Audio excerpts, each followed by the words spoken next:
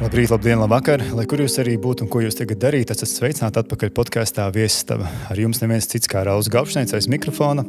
Abi brāļi, Patriks un Marks, aiz tehniskajām lietām. Paldies jums, vīri, ka mēs varam šo te ražot, attīstīt, dot tālāk tautās, skatītājiem, klausītājiem un veidot saturu.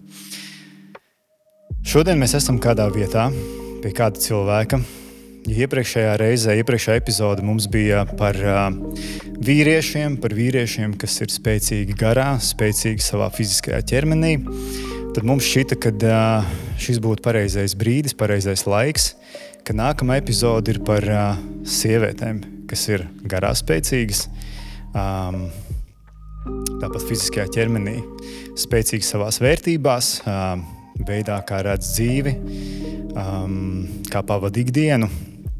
Un īstenībā varētu daudz un tik tagad turpināt un visādi izteikties, bet tas, kā es redzu šo cilvēku, kā es uztveru viņu, man šķiet, šī ir sieviete ar apgriezieniem, ar spēcīgu rokas spiedienu, ar sieviete, kura pa dzīvi ne tikai pārnestā, bet burtiskā nozīmē brauca 5. ātrumu. Manā skatījumā viss, ko viņa izdomā, viss, kam viņa pieķerās, viss, ko viņa dara, tur nevar nesanākt. Tur tikai un vienīgi izdošanās. Viņa plūc uzvaras laurus un laikam īstais laiks, lai viņai dotu mikrofonu, dotu skatuvi, dotu vārdu, jo tā ir neviena cita kā Madara Mančīnska. Čau, Madara. Čau. Es pareizi izrunāju tavu uzvārdu. Jā. Es šo vienmēr prasu cilvēkiem, tāpēc, kad man ir kaut kāda tāda lieta, kad pat ar cilvēkiem, kurus es pazīstu gadiem, ka man jāpiesaka, viņi es kaut kur vienmēr noraustos. Bet, runājot, kas tad ir Madara Mančīnska? Droši vien, kā darba kolēģi un draugi man bieži sauc, es esmu Madara, kas visu padara, vai Madara Ken, kā man sauc Amerikā. Ļoti labi. Bet aiz tā viss slēpjas droši vien, kas es esmu entuziasts vairākās jomās. Entuziasts ieliek savu sirdi jomās, kas man pašai patīk un kuras redzu, kuras varu pienest kaut kādu vērtību un iedot ar savu darbu, arī kaut kādu labumu citiem cilvēkiem. Tāds savu veida darba rūķis, kam patīk darīt labu. Bet tas droši vien tādās skatoties no tādas lielākas dzīves perspektīvas, tas nav tāds pašmērķis, bet man vienkārši patīk darīt labi, kvalitatīvi, es teiktu tāda spītniece kaut kādā ziņā, bet ar labu sirdi. Tu vienkārši citādāk nemāki. Nē. Tu vienkārši dari, tad izdari un viss tieši tā. Jo arī, starp citu, patreiz būdami Porsche centrā un vēlāk arī atklāsim, kāpēc tieši šī te vide, tie, kas varbūt nezina, bet es domāju, ka diezgan daudz zina, kas un kāpēc, jo mēdījos ļoti daudz ir izskanējis par tevi, kāpēc tieši Madara vienādības zīmē Porsche. Bet, starp citu, kad es ar tevi sarunājos par to, kad mēs varētu filmēt Porsche centrā, es jau Patrikam teicu aizkadrā, kad ar tevi bija tā, kad kad, cikos, kur, daram viss uzreiz, tā kā audio message pretī ir sarunāts, viss ir izdarīts. Kad ar tevi ir viegli strādāt un viegli sadarboties? Es tā pieņemu. Es esmu cilvēks, droši vien, man patīk izdarīt lietas ātri un izdarīt to, ko es apsolu. Tā ir viena no manām vērtībām, izdarīt to, ko es apsolu. Un tad man patīk ātri visu nokopt. Viss ir salikts, izdarīts, tagad nākošais. Vai nevar ķerties pie nākamā? Jā. Runājot par visām tām lietām, kad tu ķeries pie kaut kā nākamā, jo tev ir īstenībā ļoti daudz dažādu projektu, visādas lietas, ko tu dari, kur mēs noteikti pieķersimies. Un man patīk, ka tu jau iesāki jau pašā sākumā ar tekstu par vērtībām, jo podkastā Viesistaba mēs daudz un tik runājam par vērtībām. Bet par to, kāpēc mēs esam tieši Porsche centrā, un paldies arī Porsche centram par to, ka mūs uzņēma. Galvenokārt ir tāpēc, ka tu esi patreiz Porsche kluba prezidente. Tieši tā. Un tu esi pirmā un vienīgā sieviete Eiropā. Eiropā. Savā ziņā arī pasaulē mēs runājām, varētu tā teikt, vai ne? Jā, tā kā lielais kluba prezidents, droši vien es esmu vienīgā. Amerikā ir daudz dažādu apakšklubu, tāpēc tur ir sievietes, bet... Tas ir savu veidu franšīze, tā kā no sērijas, jā. Nu, kas sadalās vai nu pa modeļiem, vai nu pa reģioniem, jo Amerika ir liela, bet droši vien kā tāda globālā tā valsts Porsche kluba vadītājs šobrīd esmu vienīgā sieviete. Apsveicu, Latviju var. Paldies, Latviju var. Mēs ar to esam izcēlušies īstenībā. Vai ne? Un nevienu reizi. Jā. Un arī runājot par Porschiem, vēl ir arī tas, kāpēc minēju par to 5. ātrumu, jo tu ikdienā brauc uz sporta Porsche un tu arī tev, tiksim tā, to tu vairāk dokumentēsi, bet arī trasē zina, kas tā ir pa Madaru, jo tu esi arī tur atzīmējusies. Jā, es braukusi 7 leģendārākajās pasaules trasēs. Un kāpēc tieši Porsche? Porsche tāpēc, ka es uzskatu, ka nav labākas automašīnas priekš trases. Tas ir inženierijas brīnums, es teiktu. Un es mēģināju ar dažādām automašīnām, bet laikam tā sajūta līmenī man šī mašīna liekas, ka tāds pagarinājums man pašai, ja, tā kā un kad es spēju viņu ļoti labi kontrolēt un vadīt, un viņi saprot mani. Jūs sadarbojaties? Mēs sadarbojamies. Arī ar savu auto. Man pat mašīnai ir vārds. Tā kā mēs... Jā? Jā. Var atklāt kāds? Man principā visām mašīnām, kuras man ir bijušas vārds, bet šai mašīnai es parasti ielieku vārdu to, kāda ir vārda diena tajā dienā, kad es viņu reģistrēju. Tad man ir ģirtiņš. Starp citu, smieklīgi vai nē, bet es no sākuma beigtu domāju, tev ir vārds mašīnai, bet starp citu taisnība. Es atceros, kad es tieši to pašu, ar pēdējo, kas Mersi nopirku, tieši to pašu, es domāju, kad es nopirku Evijās, un es smējos, ka man ir Evija. Tā kā tev ir ģirtiņš, un man ir Evija. Tā kā interesanti. Tu man atbildēji īstumā uz jautājumu, kāpēc Porsche. Tāpēc, ka tas ir kaut kas, tas ir masterpiece. Tas ir autobūvs masterpiece, un tās ir vērtības tās pašas, tā ir ģimene aizmugurē, kas ir arī izveidojis to visu. Tas ir stāsts. Tas ir stāsts, un tā ir kvalitāte. Iekāpjot šajā mašīnā, tu sajūti to kvalitāti visā. Man tas patīk, un es to izbaudu. Es neteiktu, ka tas ir būtiskākais manā dzīvē, ja, bet kāpēc gan nē? Ja man patīk tāda vide, ko rada man Porsche automašīna, tad tas ir why not? Absolūti, jo īstenībā jau mēs mašīnā pavadam, tas tā kā otrs mājas, mēs ļoti daudz laika pavadam viņā tomēr, ja tā paskatās, un kāpēc, lai nepavadītu komfortablā vidē? Zin kā, tā ir tāda mana, pat es teiktu, tāda svētnīca, vieta, kuras var pabūt viena pati. Man ikdienā apkārt visu laiku ir cilvēki. Man ir pamatdarbs, man ir Porsche klubs, man ir ģimene, un visu laiku man ir apkārt ir cilvēki.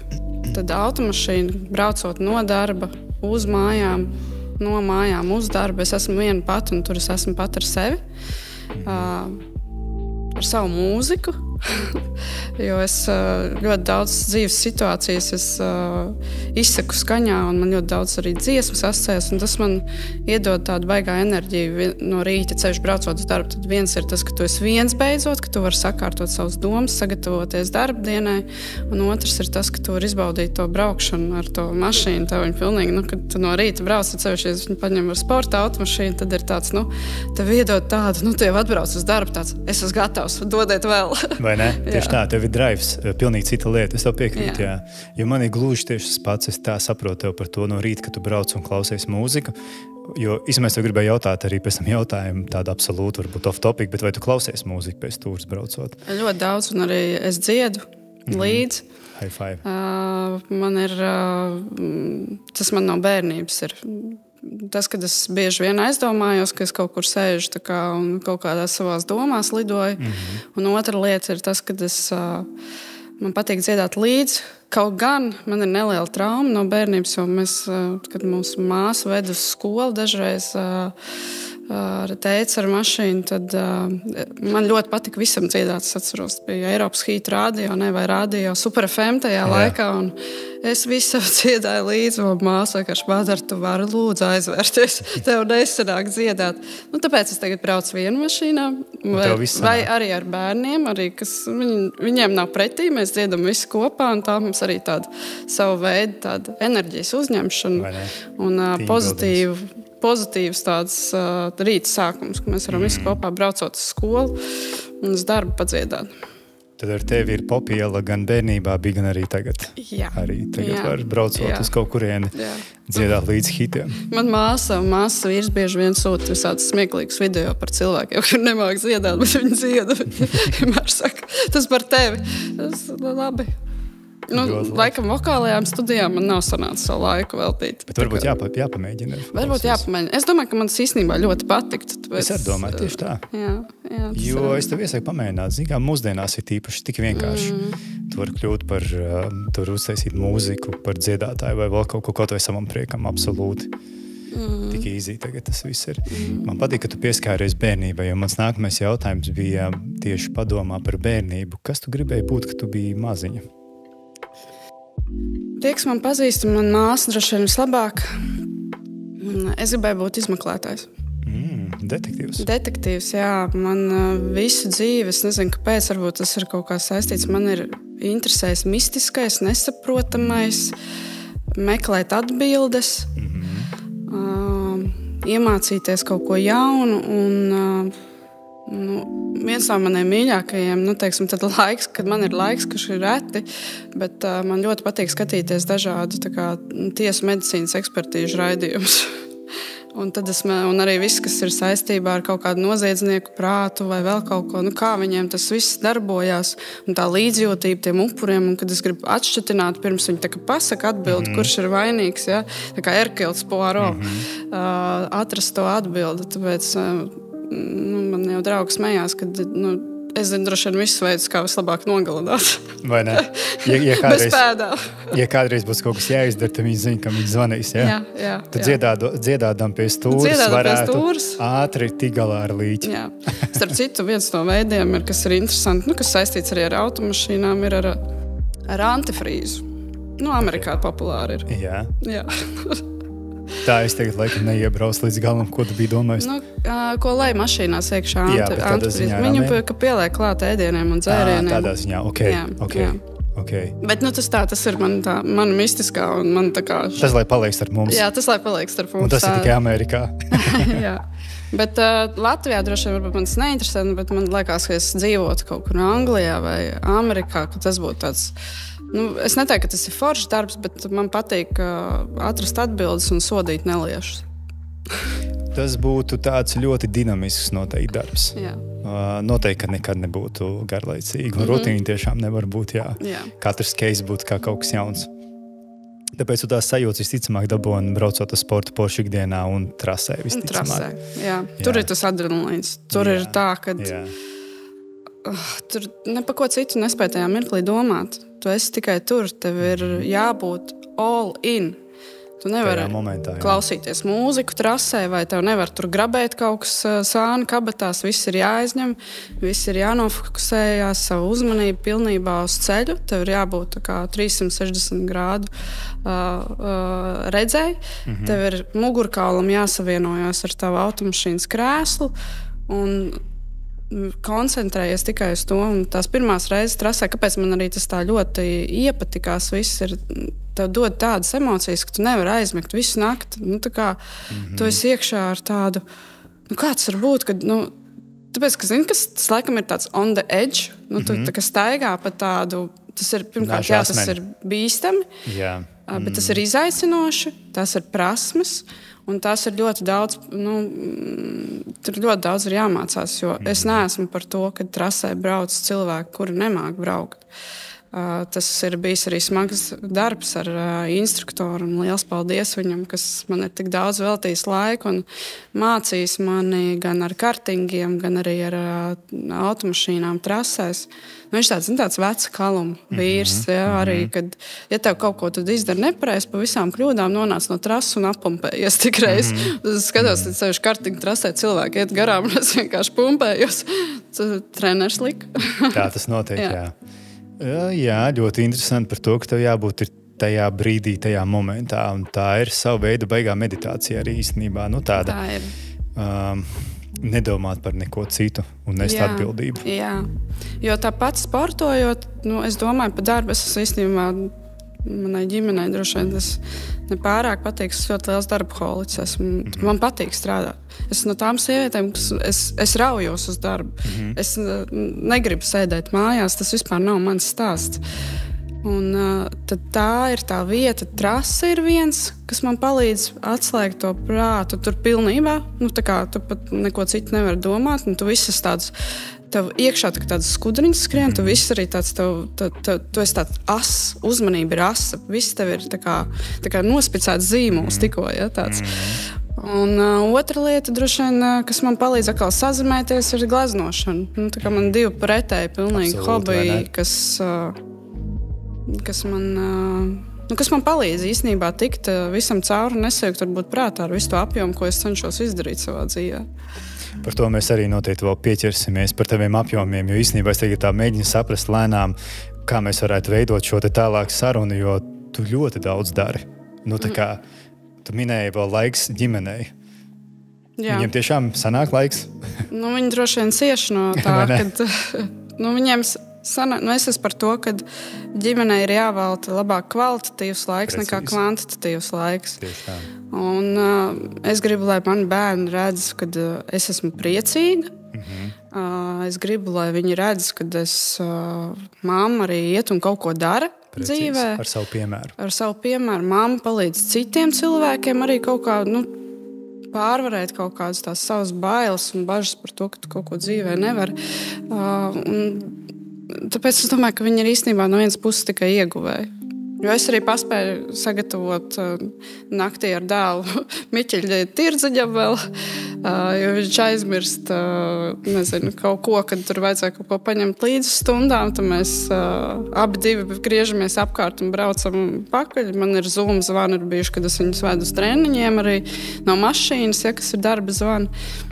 Visu var apvienot, bet tā kā mana mamma vienmēr saka, nevērtē visus pēc sevis.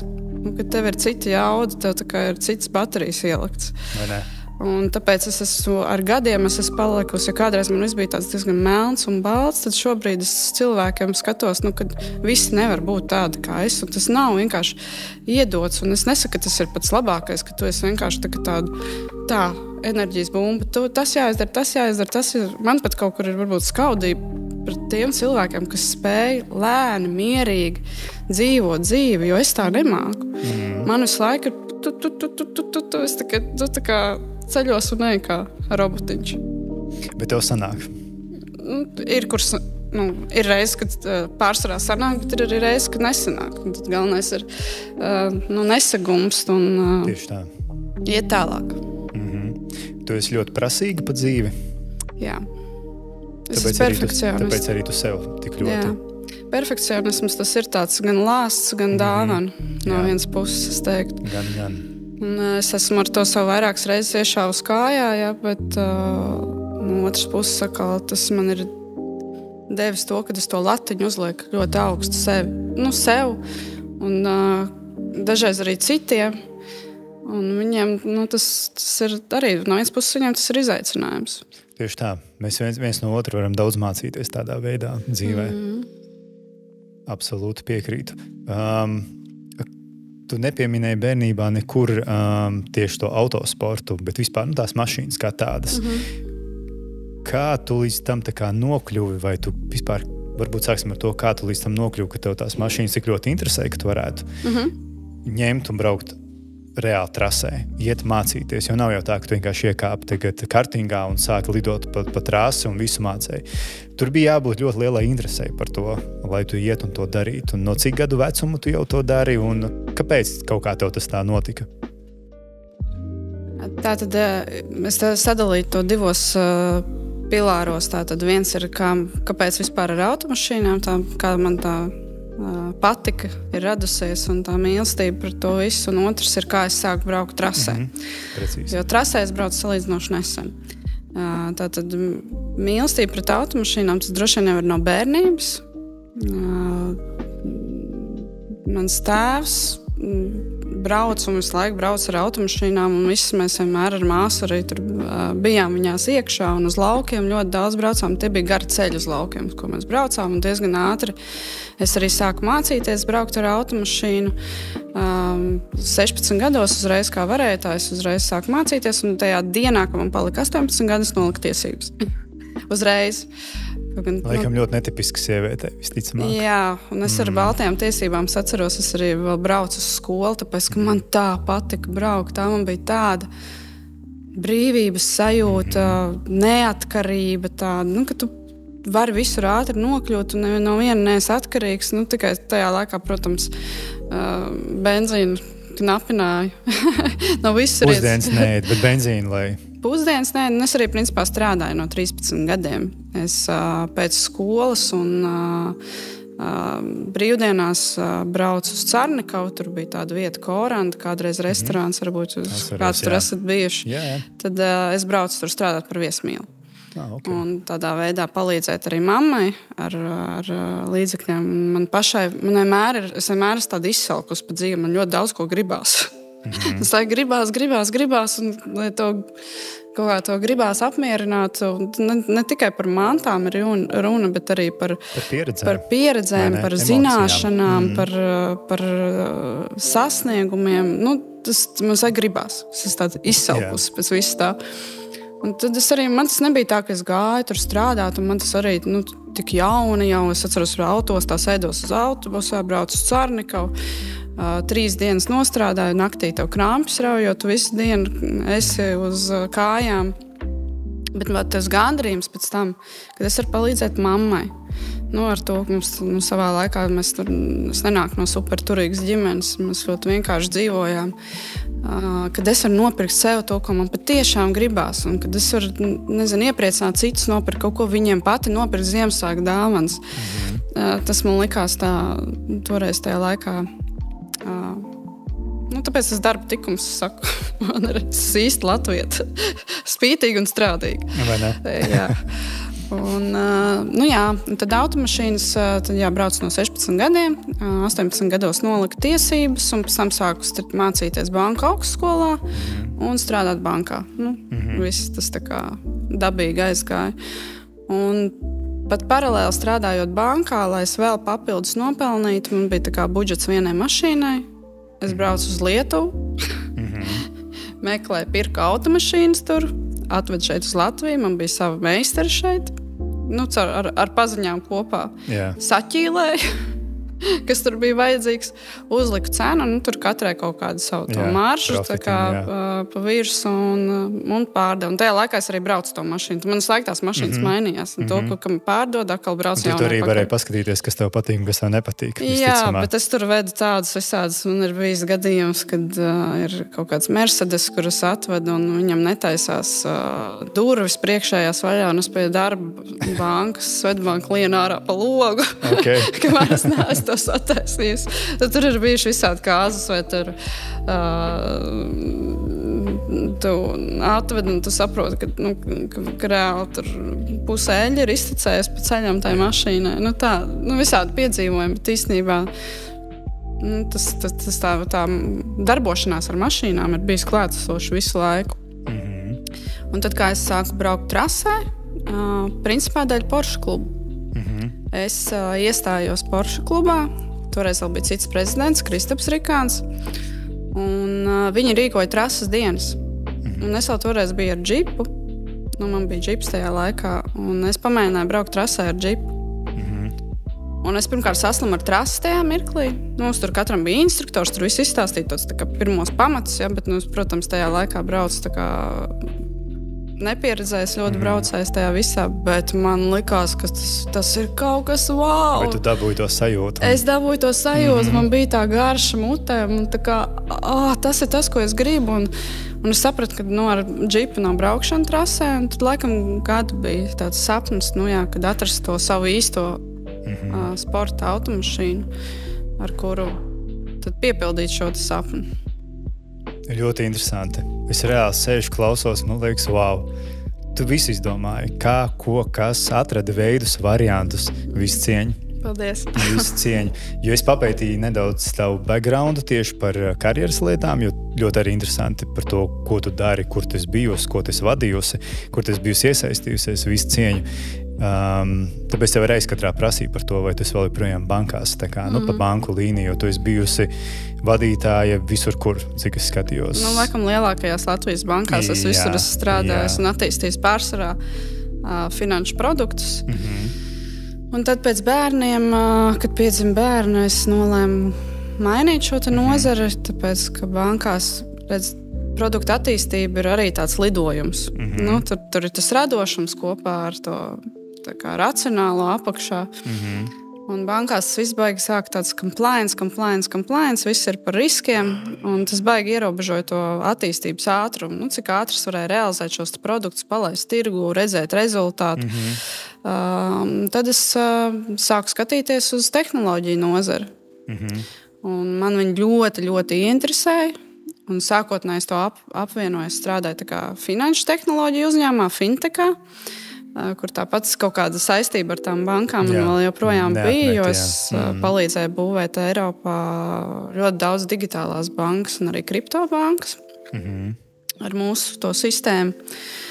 Un kas arī bija tik fenomenāls zināšanas par to visu, kā tas viss vispār notiek. Jo sākumā, kad es atnācu strādāt tehnoloģijās vispār, man likās, kā bankās es esmu būvējis finanšu produktus, un es kā to visu zinu, bet kā ir bankās? Tu esi pasūtītājs, un ir IT nodaļa, kur tu pasūti. Ka tev vajag, lai strādā tā, bet no lietotāja viedokļa. Tad šeit atkal tev vajadzēja saprast, kā palīdzam motoru pārsagu un saprast vispār, kā tas darbojās iekšā un kā tā tehnoloģija pati strādā. Un tās pirmās nedēļas, es atceros, tajā fintechā bija tādas, kad es nācu mājās, reiz gāju gulēt. Man bija tik daudz tās informācijas, kas vienkārši nespēja. Man smadzenes visu dienu nenormāli strādāja. Viņām vajadzēja atpūt. Un tad es atceros, sūtīju arī mammai un māsai tādu ziņu, kur ir tāds sunīts, kas tāds stulbs vaids skatās un tādā lielā vacība. Es saku, man ir ļoti bieži sajūta šeit tāds, ka es vispār neko nesaprotu. Kā tas var būt?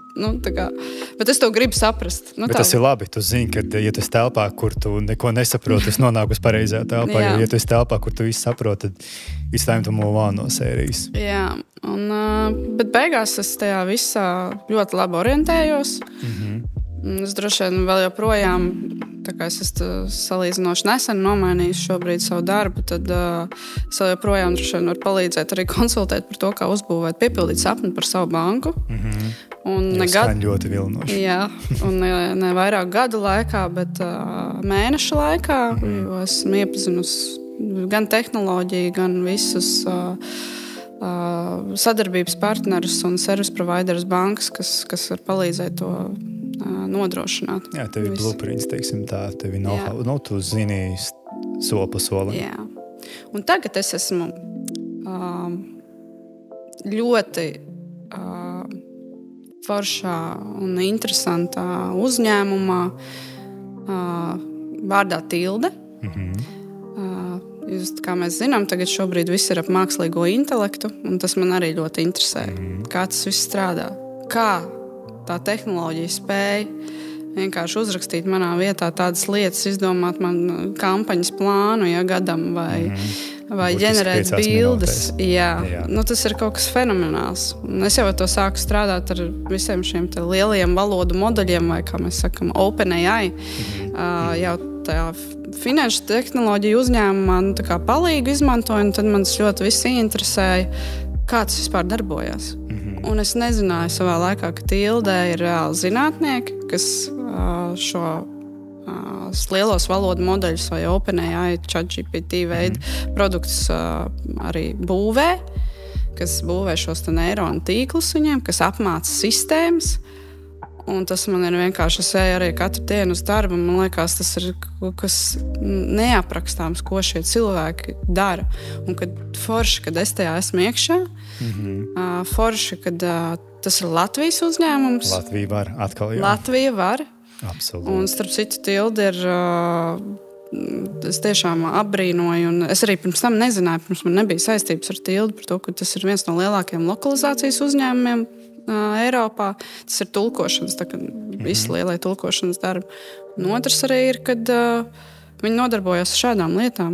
Nu, ka viņiem ir virtuālie asistenti ar mākslīgo intelektu, kas reāli tev cilvēka balsī, ne balsī, bet valodā sarunājās ar tevi un spēja atrisināt ļoti daudzas lietas. Nu, tas ir, ja mēs runājam... Tas ir fenomenāli. Tiešām, jo vienmēr man šķiet, ka cilvēkiem par to Tildi ir tā doma, ir tāda, kāda bija kādreiz. Tur bija tur Windowsā kaut kāda Tilde, kas tur lec ārā un laboja cilvēku, tur drukas kļūdas. Jā.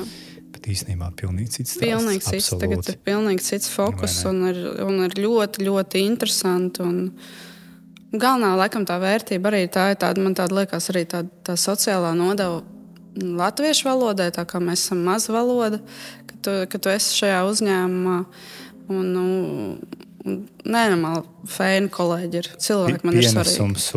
Un arī tas, tas, ko tu atstāji pēc sevis, tas ir kaut kas tāds nenovērtējams. Tieši latviešu valodai, kultūrai kā tādai. Jā. Tagad mēs paņemsim maz pauzīt un tūlīt atgriezīsimies. Jā.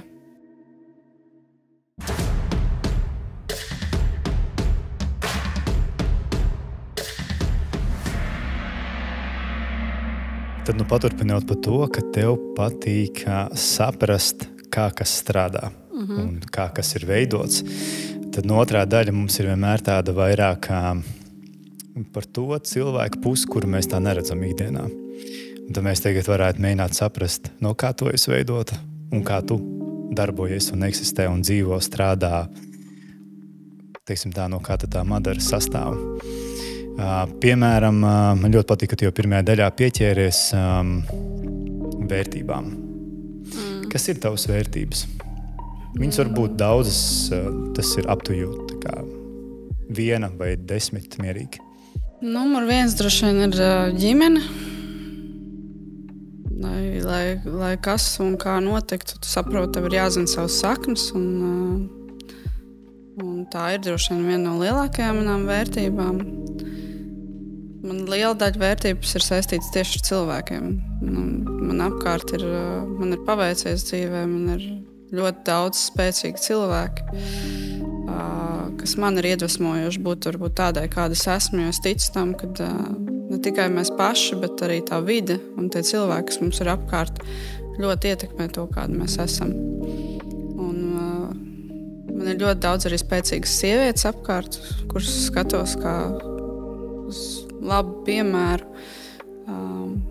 kā nesūkstīties, kā darīt vairāk kaut kur, bet tajā pašā laikā izmantot abas šīs savas puses. Viena tā racionālā ir, un otra ir tā sievišķā, kas ir tas maigums, miers un sievišķība. Manas vērtības ir, tas ir vairāk tieši ar to cilvēciskos saistīts, jo es tomēr esmu tāds cilvēks. Varbūt dažreiz daudz, es šobrīd mācos arī savā dzīvē pateikt nē daudzām lietām, jo es, ja kādreiz tu atceries, bija tāda filma ar Jimu Carrey, tāds yes man. Visur es vajag kaut ko, es palīdzēšu, es dodiet man, jā. Tā būs vienmēr tu, kuru paceļ roku. Tagad es sāku mācīties pateikt nē un neizlietot savus resursus tur, kur tas nav vajadzīgs. Man ir svarīgi to, ko es iemācos un to, ko es esmu ieguvusi arī savā dzīvē, dalīties ar citiem. Droši vien tāpēc arī esmu Riga Tech Girls mentori, kuras palīdz sievietēm ienākt tehnoloģiju vidē, sākt strādāt tehnoloģiju uzņēmumos, apmācīt viņus, iedrošināt, ka viss ir iespējams. Arī tad, ja tev nav pirms tam pieredze vispār nekāda ar tehnoloģijām, nu, tādā tiešsaistē. Tāpat kā arī man bija savā laikā. Un pēdējā tagad man arī bija Madara, mentējamā meitene, par kuru es ļoti lepojos par to, ka viņa beigās dabūja arī darbu tehnoloģiju uzņēmumā. Mēs tur kopā gan mācījāmies, gan smējāmies, gan raudājām, kad bija kārtējais atteikums no kāda darba devējuma. To liekas, kā man vienmēr tāda beigā taisnības izjūta. Kāpēc? Viņa ir vismotivētākais darbinieks. Ja cilvēks atgriežas no dekrēta un viņš ir gatavs un vēlas tik ļoti mainīt to savu karjeru, tad ir jādod viņai iespēju. Viņa būs... Jo to es bieži vien arī savā darba dzīvē sapratusi, ka nav pat tik svarīgi, lai tam speciālistam ir tās zināšanas. Kā deksme. Tā deksme. Tas izsalkums pēc viņām. Gribēšana. Jo tu jebko var iemācīt cilvēkiem. Un tas ir vairāk kārtē realizējies manā dzīvē, manos darbiniekos, ko es redzēju, kā viņi izaug, kļūst par vadītājiem arī pēc tam. Un cik forši ir vērot to no malas. Nu, tas ir produkts, ko tu palaidi dzīvē, un kas sāk strādāt. Otrs ir tie cilvēki, ar kuriem tu esi strādājis kopā, ka viņi ir paņēmuši arī kaut kādu daļu no tevis. Un ka tu redzi, kā viņi ir izauguši šo gadu laikā. Un tās ir manas vērtības. Atstāt kaut kādu nospiedumu, labu citu dzīvēs arī. Kad es vienkārši nenodzīvoju un neizniekoju savu dzīvi, kad es ieguldu kaut ko, kas citiem ir ļoti svarīgi. Tas varbūt tas mazais padoms, ja, vai mana palīdzība īstajā mirklī un īstajā vietā ir kaut kādā veidā pagriez uz kādu cilvēku dzīvi uz labu, vai uz citu pusi, vai uz savādāku pusi. Un to man tā patīk domāt par to, ka jā, tās ir manas vērtības. Jā. Jā, tas viss tie mani sasniegumi un viss tā vēlme kaut ko iegūt, tas nav tikai par manu ego. Tas ir, lai pēc tam, lai dalītos. Tieši tā. Un lai motivētu un iedvesmot arī apkārtējos. Tāpēc, ka tagad tu pateici šodien aizkadrā, ka tu esi arī Riga Tech Girls mentora. Man šķiet, ka jūs abas ar Ānu Andersonu esat vienkārši perfekti piemēri, kādām būt mentoriem tiešām.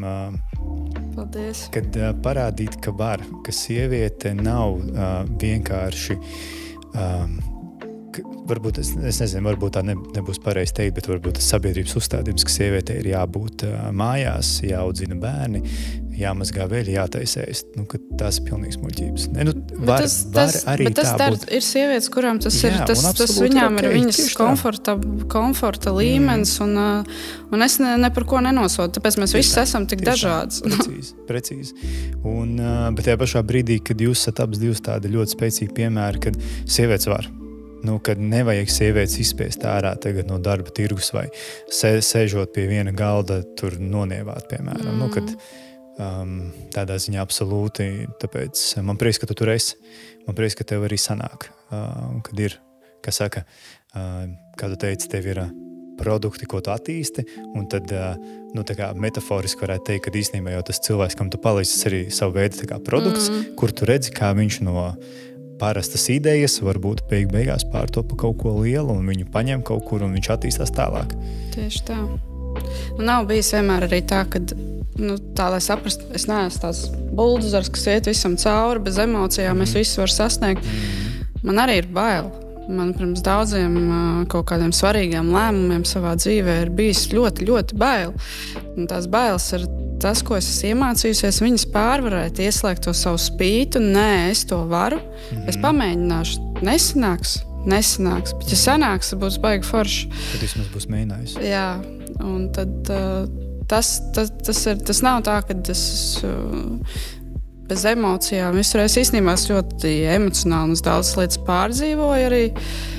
Un, ja man kaut kas nesanāk, bet es cenšos ar to sajūtu sadzīvot, jo ir dažreiz tā kā klusumā jāaiziet, ir jāapdomājas, jāpaskatās ir tālumā uz ezeru. Ja? Īstenībā ūdens tā ir vieta, kur es tā kā atgūstu savu spēku. Bieži vien pēc darba es aizēju pie ezera un es vienkārši skatos tālumā. Man liekas, tā kā es atgūstu to savu enerģiju tieši tur. Un kaut kur dziļi iekšā es tāpat mazā Madara, kas savā laikā bija mammai pie rokas. Un, tev nav tā, ka tu esi vienmēr bijis tāds baigais nazas asais, visu reitu cauri, visu var izdarīt. Arī pirms sākt vadīt Porsche klubu, protams, ka bija. Es to ļoti, ļoti gribēju. Bet es arī sapratu, ko tas nes visu atbildību, darbu papildus, kas tev ir jādara. Protams, un tās ir sava veida bailes, bet zini, tas teiciens, ka baili, bet dara tik un tā. Jā.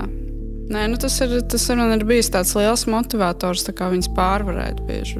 Tā kā pagaid, Madara, kas, Un tāpēc arī tā izsišanās kaut kādā ziņā tajās vīriešu vidēs, kas ir pieņemtās tās pašas bankas, pirms tam tagad tehnoloģijas. To viss backgrounds, mašīnu tirgošana kaut vai. Jā. Tā kā. Tagad Porsche kluba prezidents, bet es viņus saprotu, es ļoti labi saprotu, man tā liekas to vīriešu pasauli un sieviešu pasauli, un tas ir mans talants. Vai ne? Un ļoti īstenībā apsveicams talants, un ļoti foršs, ļoti īpašs talants tādā ziņā. Jo, zin kā, bailes ir īslaicīgas, bet nožēla ir mūžīga. Un labāk būt diskomfortā uz to brīdi, kamēr tās bailes, bet toties tev nav nožēla pēc tam visu dzīvi, jo man šķiet, ka drausmīgākais, kas var būt, ir aiziet no šīs pasaules, būt pilnam ar nožēlu. Jā. Man no tā ir bail. Man arī no tā ir bail, ka varbūt tomēr es vēl kaut ko. Jā, man ir bail neizmantot savu potenciālu līdz galam. Jo man patīk, ka tu pieminēji arī bailes. Man vispār tāds sajūta, ka tu laikam zini, ko es gribu stāstīt, tā kā prasīt tev, jo nākamais man bija par to, no kā Madarai bail. Un tu ļoti labi arī pateici jau, bet varbūt tev ir vēl kaut kas, no kā tev ir bail? Neizmantot savu potenciālu. Zin kā, man liekas, visu var izdarīt un visu var sasniegt un viss ir iespējams, bet viena lieta, kas ir svarīga, gan man, gan maniem mīļiem, ir veselība. Absolūti piekrītu. Es ļoti labi zinu to, ka tās veselības nav. Tu vari domāt par savu potenciālu, cik tu vēlies, bet to vienkārši nav iespējams sasniegt. Tāpēc es visiem novēlu veselību, un man, laikam ir bail no tā, ka bailes droši nav labs vārds, bet es daru visu, lai visi apkārt mani mīļie cilvēki būtu veseli un laimīgi. Tā. Visu, ko es varu izdarīt, bet tas nav tādā kaut kādā pārākā līmenī, kad es tur jaukšos citu dzīvēs, vai es vienmēr būšu klātsoša, un kad man vajag, tad man pasauciet. Tā kā mana oma arī saka, viņa saka, Madara, tu jau esi tā, tu vienmēr visu izdari tik ātri, un tev vajag kaut ko ātri norēģēt. Bet tā, ka man pasauc, tagad es vairāk proaktīvi, ja tas nav darbs, kur man ir vienkārši jābūt rezultātam, bet ārpus darba es ieņēmusi vairāk tādu vērotāju, klausītāju lomu, un ja cilvēkam patiešām vajag, tad es palīdzu. Pati neuzbāzīsies. Vairs nē. Tas iet roku rokā to, ko tu teici arī, ka tu gribi savā ziņā savu enerģiju saglabāt, ka tu negribi būt izšķaidīt uz visām pusēm. Jā. Jo jāpadomā vienmēr ir primāri. Tas nav egoistiski, jāpadomā primāri mums ir par sevi. Jā. Jo tikai tad mēs varam palīdzēt un būt citiem. Jā, jo tas arī ļoti labi pateica, ka tad, kad viņi ir bērni redz, ka mamma ir priecīga, tad viss ir kārtībā. Un nepavelti lidmašīnās vienmēr visās glābšanas tajās bildēs ir tas, kad no sākuma uzliec sev masku un pēc tam bērnam, nevis otrādāk. Jo tev sevi jāizglāb, un tad tu citus varēsi izglābt, ja vajadzēs, protams. Kas ir tāds kaut kāds teiciens vai domu grauds, kas tev ir palicis atmiņā, kā labākais, ko tev kāds ir teicis savā dzīvē, vai kas tev visvairāk ir iedvesmojis?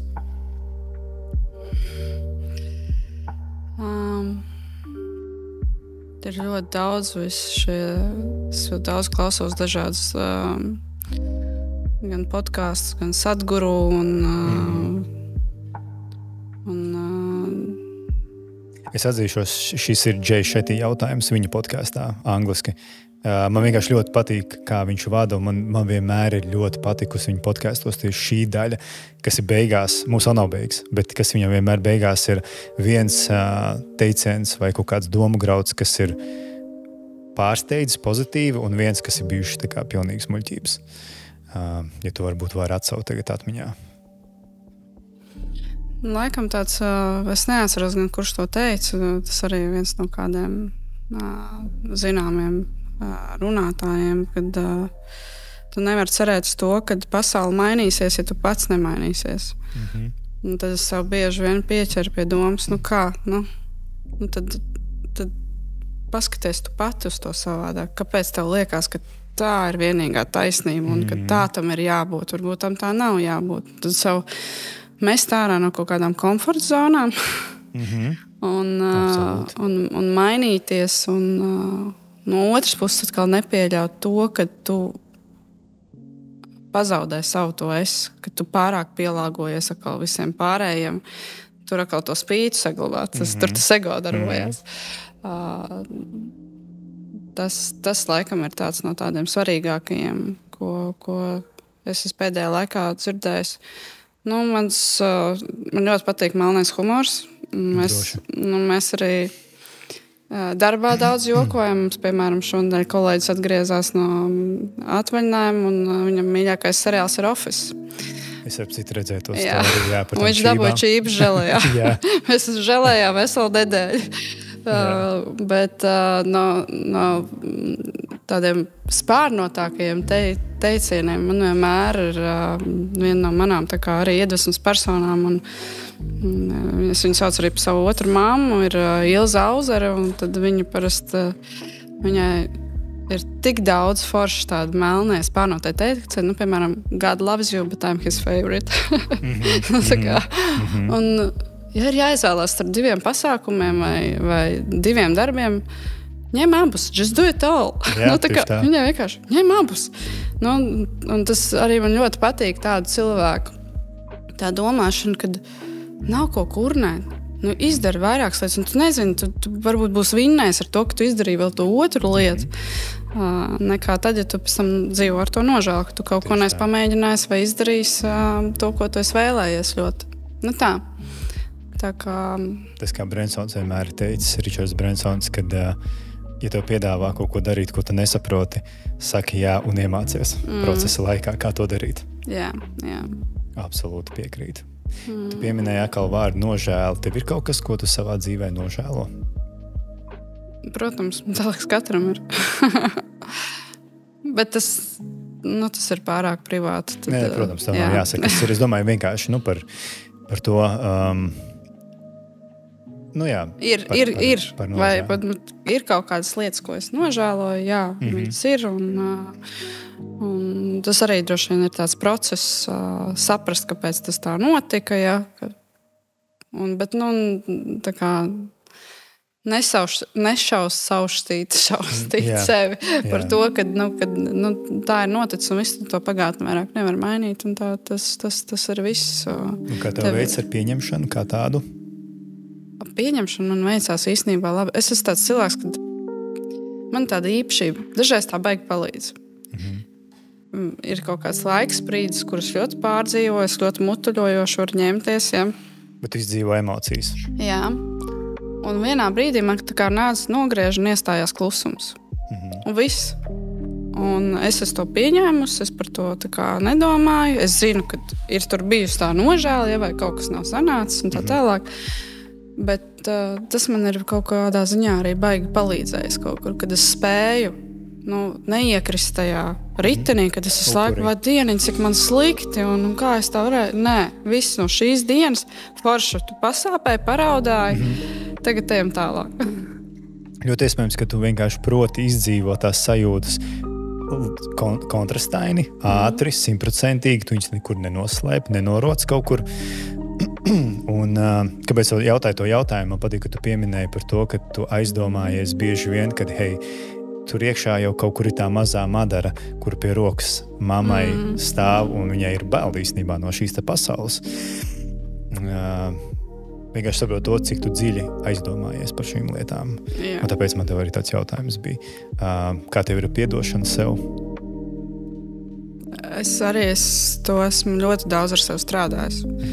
Īstenībā es esmu ļoti daudz arī gājis pie speciālistiem, lai saprastu sevi, lai saprastu savas reakcijas, varbūt gūtu apstiprinājumu tam, kāpēc kaut kādos mirkļos es esmu rīkojusies tā un savādāk. Un īstenībā tas ir baigais darbs rakņoties sevi. Bet nav tā, ka viņš ir baigi patīkamais. Protams. Tu saproti, kas tur nāk ārā. Pēc tam liekas kaut kāda maznozīmīga lieta bērnībā, bet viņa tev tur kaut kur zemapziņā ir iesēdusies.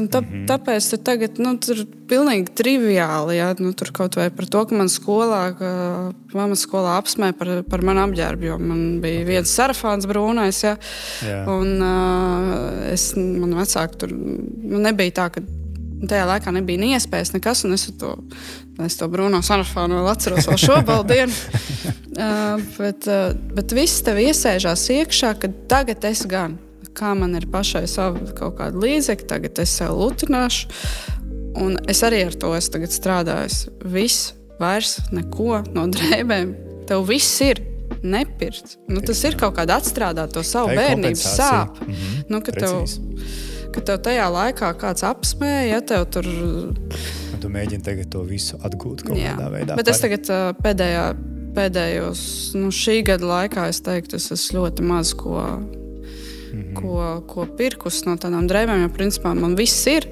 Tas, ko man arī patīk drēbes radīt. Man ir šuvēja, kas man gadiem šuja visu. Un man tas process vienkārši, kad es izdomāju, salieku audumus, un man ir uz mani perfekti uzšūts tērps, kas kleita, kas spieguļ, un tā ir man tāda, kā es vienmēr iedomājos, ka es uzvelku, ka es eju uz darbu, vai kur es uzvelku tādas, tā ir tās manas bruņas tādas, es viņās jūtos aizsargātāk kaut kā un pārliecinātāk. Man patīk. Tur arī tas radošais process ir iekšā visā tiek, ka tu vienkārši aizēji nopērc to drēbi, bet tu izdomā, kāds būs rāvējs slēdzējs, kāds būs pogas, cik īsti, cik garu. Tavas milškasti, kur tu arī uzcelt to, ko tu gribi. Tur darboties. Vai ne? Jo es kāpēc arī uz šo visu tā kā uzgāju uz to ceļu, tāpēc, kad reti, ka cilvēki īstenībā runā par savu iekšējo mazo bērnu. Tāpēc es sapratu, ka visticamāk tu esi tur bijusi iekšā. Un tu esi tur atgriezusies, un tu esi pie tā strādājusi. Jo tik tiešām jāpiekrīt tam, ko arī man terapeits teica. Jo man ļoti patīk īstenībā sevi skatīties, pētīt. Tas ir ļoti nepatīkams process, bet man ļoti patīk. Un jo vienmēr visam apakšā ir doma, kāpēc. Un tad man ļoti patīk tas salīdzinājums, ka tas, kas bērnībā tika nolikts tā kā skatītāju pēdējā rindā, pieaugušajiem nāks ārā pirmajā rindā un bļaus viskaļāk. Un tam visam apakšā ir doma, kāpēc mums notiek dzīvē tieši tā, kā mums notiek. Jo mēs kaut kur tā mazā Madara, mazais Ralfs, viņš kaut kur ceļ roku un saka, es gribu liels būdams, lai tu man kaut kur ieraugi, kur es maziņš esmu kaut kur, kur nav bijis kaut kas labi. Kur kaut kāda traumiņa ir noķerta. Tāpēc, bet tās traumiņas arī ir palīdzējušas daudz ko citu dzīvē, izdarīt, ko varbūt bez tās traumiņas es nebūtu tāda, kāda es esmu. Tieši tā. Tas bija nākamais, ko es gribēju teikt, kad, ja arī ir kaut kas, ko tu nožēlo, protams, man ir viegli tev tā teikt, lai arī kas tas ir, bet nenožēlo, jo tu esi šeit tieši tāpēc, ka tu esi izdarījusi tieši tā, kā tu izdarīši, tāda, kā tu varēji. Tāpatās, kā ļoti daudz cilvēku, kur ļoti daudz vaino savus vecākus, piemēram, pie kaut kādām problēmām, tad man vienmēr viņiem gribas pateikt, ka vecāki darīja tajā brīdī tā, kā viņi varēja un kā viņi mācēja.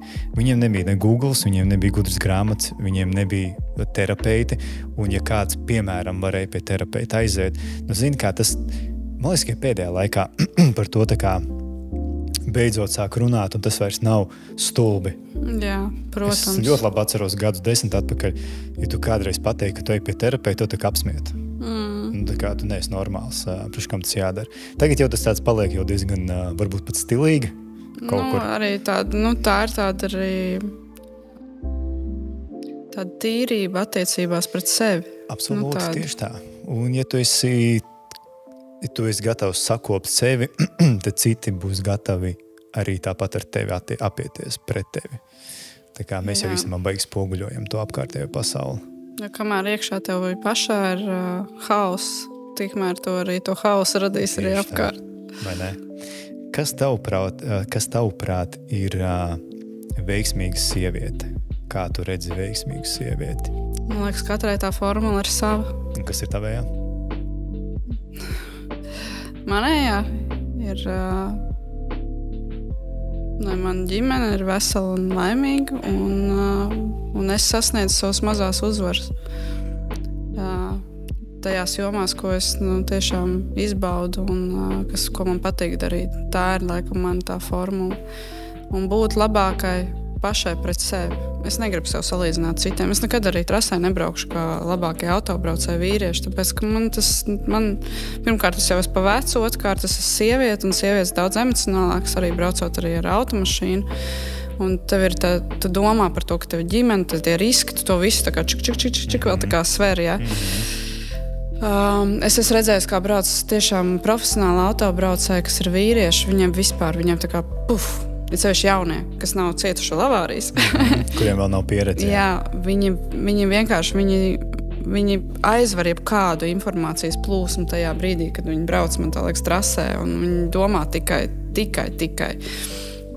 Sievietē, tomēr, zin kā, tu esi mamma, tu esi tur sieva, vai tu esi meita, jā, tev tas viss stāv pakausī. Sieviete noteikti plašāk.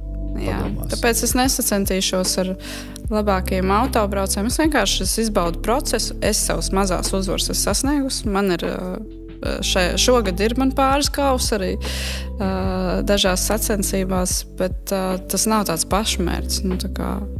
Es gribu noķert procesā arī kaifu. Tā, ne tikai rezultātā. Izbaudīt to procesu kā tādu. Jā. Kas ir tavs sapņu auto? Tā, ka tu tagad varētu vienkārši paņemt sapņu auto, vienkārši nedomāt, cik tas maksā, vai tas ir reāli vai nav reāli. Tāds, kas būtu tāda labs balanss starp trasi un ielas auto 911 GT3 Touring. Tas ir mans sapņu auto. Okay. Viņš gan ir... Man bija iespēja izbraukt sezonas atklāšanā ar šo mašīnu, jo viens biedrs bija tikko nopircis, un es sapratu, tur ir... Man jau ar savu mašīnu ir tāda iekšā skudriņa skriena, kad tu brauc un ir tik forši. Bet tad tajā mašīnā tu jūti to spēku vēl vairāk. Tur ir cits zirgspēki. Un tas ir tāda baigā jauda, jā. Bet, jā, tā ir man sapņu mašīna. Un tur ir bišķiņu vietas bērniem aizmugurē. Bišķiņ. Tas būs tā tīri. Jo tajā, ko es braucu 718, tur ir tīri 2 vietas, bet ir 2 pagāžnieki, un tur motors ir vidū, nevis aizmugurē. Līdz ar to tā būtu tāda automašīna. Bet tas nav pašmērķis arī. Mašīna ir... Tas bija vienkārši tā. Jā. By the way jautājums, lai bišķiņ mēs... iziet, varbūt mēs tā baigi nopietni, man liekas, piezemējāmies, tāpēc es tā tīri. Bet to droši pabeigt. Ko tu gribēji teikt par mašīnu? Jā, droši. Nē, bet, protams, kad sirdī, tāpēc arī es esmu Porsche kluba prezidenta, tieši šī automašīna marka ir tā, kas laikam visvairāk saskana ar manām vērtībām. Un saskana ar manu dzīvesveidu, un saskana ar to, ka man patīk braukt trasē. Tad viņi spēja apvienot visu šo gan ikdienu manu, gan manas hobijas, un tāpēc man viņi tik ļoti patīk. Ja es gribu kļūt par Porsche kluba biedru, kas man jādara? Tev ir jāizpilda pieteikuma anketa, tev ir jāuzraksta pamatojums, kāpēc tu vēlies, jo mēs esam pēdējā laikā ļoti strauji auguši. Tā kā arī Porsche kluba popularitāte ar to, kad bija ļoti liels šīs mēdīju ziņas par to, ka tagad ir sieviete pirmā kļuvusi, arī Porsche klubs ir palicis populārāks un daudz uzzina par to, ko mēs tur daram. Man liekas, ka mums ir viens no foršākajiem autoklubiem Latvijā. Tad, jā, pirmais ir anketa, tad ir pamatojums, vēlams citu klubu biedru ieteikums. Es tavu ieteikumu varēšu saņemt. Jā. Rekomendācija būs. Būs Te rekomendācija. man tikai vēl jāizdara tas pats vienkāršākais. Jā, nopērk Porsche. Bet tas, zin kā, tas ir tāds beigās pieņēmums, ka viss tas arī ir ļoti dārgi. Ja tu patiešām vēlies braukt ar šo te automašīnu, ir arī par pieejamām cenām klasiskie auto, kas ir ļoti plaši pārstāvēti mūsu klubā. Ir entuziasti, kas paši labo, viņus remontē, liek kopā un tā kā iegulda. Tur vēl viņiem tā kā hobijs, ja ir vēl tāpat tā visa auto inženierija, ar ko viņi arī paši tā kā nodarbojās brīvajā laikā. Un tur jau ir tāda īsta tāda, tur jau tāda tehnikas vēl par tādu mīlestību. Es jau vairāk par to braukšanu esmu, es neesmu varbūt ļoti tehniski tajā visā iekšā un par to vērtībām. Bet man ir nenormāls liels lepnums, kad Anatols Lapiņš ir bijis ļoti ilgus gadus arī Porsche automašīnu dizainers, kas ir latvietis. Tieši tā, Latvija Pēc var. Latvija var. Latvija var. Jā. Man ļoti patīk Taikans, jūs man ar elektroauto arī ņemsiet? Jā, Bariņā. ar elektroautā mēs ņemsim. Bet ar apvidus vairāk neņemat, jā? Ar apvidus ir tā, ka viņi vienkārši nespēja. Mums ir arī daži ar apvidus auto, ir izņēmumi, kuri uzraksta tiešām ļoti tādu foršu pamatojumu vēstuli, un kāpēc viņam vispār ir svarīgs šī automašīna, šis zīmols, un kas ir tā vērtība pievienotā, ko viņi varētu arī klubam atnest. Jo tā arī ir viena no lietām jautājumiem. Mēs te neiestājāmies šajā klubā, lai Madara visiem uzrīkot pasākumu. Vai statusa dēļ. Vai statusa dēļ. Mēs šeit esam, tāpēc, ka mēs esam šī auto zīmola entuziasti, tāpēc, ka mums apvieno kaut kādas kopīgas intereses, mums apvieno braukšana, mums apvieno inženierija, kas ir citiem, mums apvieno arī tas sociālā sadaļa, kas ir vienam ar otru komunicēt, jo īstenībā tie Porsche klubu biedri ir nenormāli forši, un katrs ir tik dažāds, un man tas pašai ir ļoti daudz arī dzīvē kaut kādā ziņā arī atvērs savu veidu durvis vispār šī Porsche pasaule ar to, kad es te esmu nokļuvusi, man ir atvērusi ļoti daudz jaunas iepazīšanās ar cilvēkiem, tādiem, kuriem es droši vien viņas dzīvē nesatiktu. Tā. Jā, tieši tā jūs veidojat arī mikroklimatu un tie kontakti arī, un kā mēs zinām, pasaule ir maziņa. Un arī patīk, ka mēs tā Latvija tagad forši izceļamies uz citu valstu fonu. Vai ne? Pat ļoti. Jo man tagad būs jālido novembrī uz Portugāles Porsche prezidentu tikšanos, tā kā gadskārtēju, kas ir pirmo reizi tagad pēc Covid laika. Un kā reiz ieradīsies sieviete pēc Covida un hops. Jā. Un ne tikai vienkārši uzstāsies, bet arī čaļus saliks trasē. Tur būs arī trases diena, bet es centīšos braukt labi un salikt trasēs viņus. Droši vien nevienmēr Porsche kluba prezidents nozīmē, ka brauc trasē. Starp citu, jā, tā ir ļoti bieži arī pat sporta, piemēram, kad nevienmēr labākais treneris tas, kurš ir bijis labs spēlētājs. Ļoti bieži labākie treneri tie, kas bijuši varbūt ne tik labi spēlētāji. Tā kā absolūti. Kas tev tieši visvairāk patīk Porsche biedru šajā klubā, biedru visā notikumā, teiksim tā, būdamai prezidentei? Tu teici, ka tu esi arī Eiropas tā kā influencere, tā kā, teiksim tā, vēstnese. Nesen apstiprināta, jā. Ko tas tieši nozīmē? Tas nozīmē par to, ka ir jādalās ar to savu pieredzi, ar tām savām vērtībām, ar savu ikdienu. Tā kā Porscham arī ir ļoti svarīgi viņa tā viena tēma, ko viņa attīst, kas ir programma Shift, kas ir sievietes, kas ir sasniegušas kaut ko savā dzīvē, kas ir saistīts sevišķi ar tehnoloģijām. Un tad tas viss ir tā ļoti tā harmoniski saslēdzies kopā ar to manu ceļu. Un tas, ko viņi man tādā veidā palīdz, viņi man aicina uz dažādiem pasākumiem, kur man ir jārunā un jāstāst par to savu pieredzi, jāstāst par mūsu klubu, kāpēc mūsu klubs ir tik īpašs.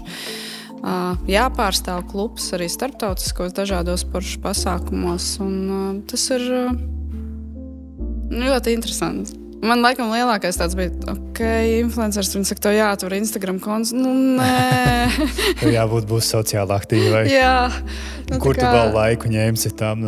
Bet manā Instagramā droši vien tie, kas man sako, droši vien tur pārsvarā ir ļoti daudz viss, kas saistīts tieši ar Porsche tēmu, tāpēc, ka tas ir mans hobijs un tā ir man tā kā viena no manām dzīves tādām sastāvdaļām. Man patīk ar to dalīties, un man patīk popularizēt pašu klubu. Tāpēc, kad viens tas ir, tās ir tās automašīnas, bet otrs ir tie cilvēki, kas ir tajā klubā. Un tas ir, Un tas atkal ir produkts. Tas atkal ir produkts. Kur tev patīk attīstīt? Vismaz tas ir tas, ko es dzirdu tā. Jā, un ir baigi interesanti un aizraujoši. Un tas ir forši dzīvot, ka tev ir interesanti un aizraujoši. Vai ne? Jā. Absolūti vēl var piekrist. Jo tā, ka sāks dīkstāve, un tu vienkārši dari kaut ko tikai tāpēc, ka jādara. Var sajūt prātā. Jā. Var sajūt Rutīna nav mūsu stāsts. Rutīnu nevajag. Absolūti. Pat tā, ka pat ne bišķiņu. Nē. Cik šajā Latvijas klubā ir biedru? Šobrīd ir 110. Bet, tu rēķinies uz pasākumiem, viss ir pārsvarā ar otrām pusēm. Un tad ir 220 cilvēki, kas ierodās. Pat vēl vairāk, vēl bērni varbūt un tā. Jā, tā kā ir ļoti dažādi. Un man ir ļoti liels prieks redzēt, kā ir kaut kāda, klubs jau principā sāka veidoties 2006. gadu. Un ir bērni, kas ir izauguši ar šo klubu. Un tā man tā liekas arī ir tas, ka viņš ir tēva vai mamma, visu laiku ir braucis tajos klubu pasākumos, tur arī pa Eiropu ir bijuši braucieni un kopīgi ar klubu biedriem un tā tālāk. Ka viņš ir izaudzis ar šo klubu, un viņam tas ir ielikts tādas siltas bērnības atmiņas viņam par tiem pasākumiem un par tām vērtībām, un viņš izaug, kad viņš arī grib. Viņš arī grib tā. Jā. Nē, viņi ir jau vai visi īstenībā tie, kas ir, un tas skaties, kā tie bērni katru gadu aug lielāk, un ir forši to tā vērot. Ka tas tāds ģimenes jau tāda lieta, tā ir tradīcija.